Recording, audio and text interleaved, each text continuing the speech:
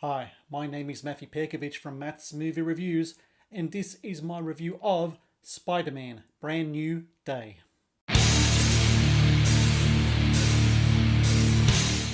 Spider-Man is not merely a part of the Marvel Universe. The character is a universe unto himself.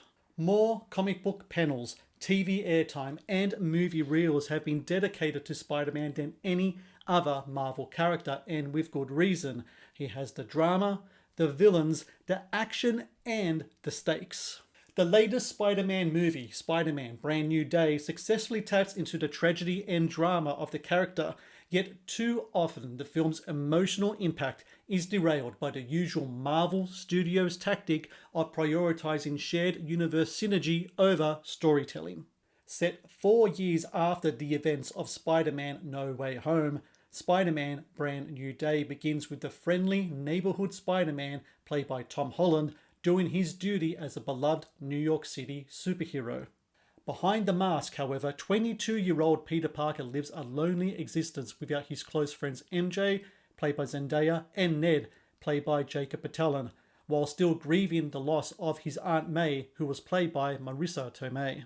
However, when a new threat arrives in the form of powerful teen mutant Jean Grey, played by Sadie Sink, Peter must stop her quest for vengeance. Directed by Denis Creton, Spider-Man: Brand New Day delivers as a character-driven and emotionally mature chapter in the life of a superhero whose obligation to protect his city often outweighs his own personal well-being. Tom Holland delivers his best performance yet in his 7th outing as Peter Parker / Spider-Man, portraying the heartbreak, loneliness, and stirring conviction that is part and parcel of Marvel's most heroic and tortured character. The moments without the mask just as high stakes driven as those with the mask on.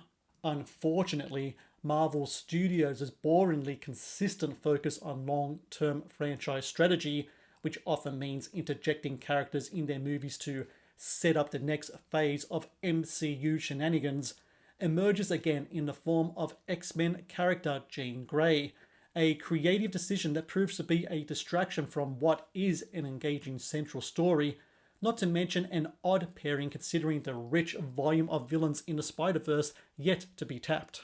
The great thing about individual comic book titles and the movies based on them is that they are a world within their own, with their own stories, their own characters, their own stakes and adventures.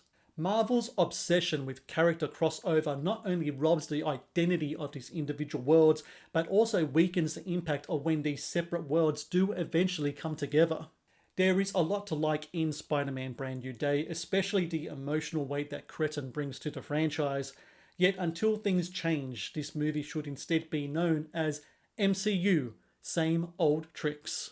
Thank you for watching the Matt's Movie Reviews channel. Please subscribe for more reviews, podcast interviews, and exclusive content.